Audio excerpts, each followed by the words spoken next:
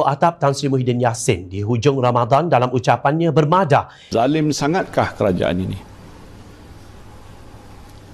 Saudara-saudari, saya bukan zalim.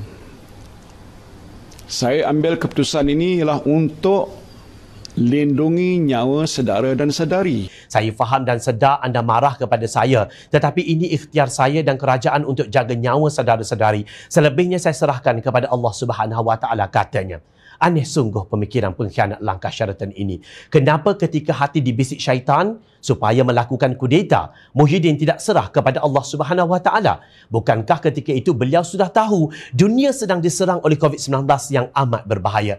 Namun sebaliknya beliau melakukan tindakan yang dilarang oleh Islam, iaitu memberontak pemerintah yang baik, yang tidak menyeru ke arah kemungkaran, yang sedang bertukus lumus berperang untuk menyelamatkan nyawa rakyat ketika itu. Kini, setelah setahun kerajaan Muhyiddin yang bergayut di pagar istana gagal 100% dalam semua perkara. Gagal merancang sistem pendidikan anak-anak yang akan menjadi pelapis dan pemimpin masa depan negara. Gagal mengatasi kemurungan pelaburan langsung asing FDI yang akhirnya lari ke negara-negara jiran. Gagal menjaga nama baik Islam sehingga industri judi terus berkembang. Gagal memberi bantuan kepada peniaga-peniaga kecil sehingga mereka bungkus dan rakyat hilang mata pencarian. Gagal mengekang korupsi, malah mahu mengawal jentera penguatkuasa undang-undang agar mengikut telunjuk ahli politik. Gagal menguruskan keuangan negara sehingga dana kumpulan wang amanah negara KWAN terpaksa dijarah, kononnya untuk tujuan yang berkaitan dengan wabak COVID-19. Sedangkan dana tersebut adalah simpanan untuk generasi akan datang. Justru nyawa rakyat tidak juga selamat kerana Kabinet XXXL selama 70 orang termasuk dirinya sendiri adalah gerombolan kakistokrasi atau dalam bahasa Arab disebut sebagai Rabidah oleh Nabi SAW.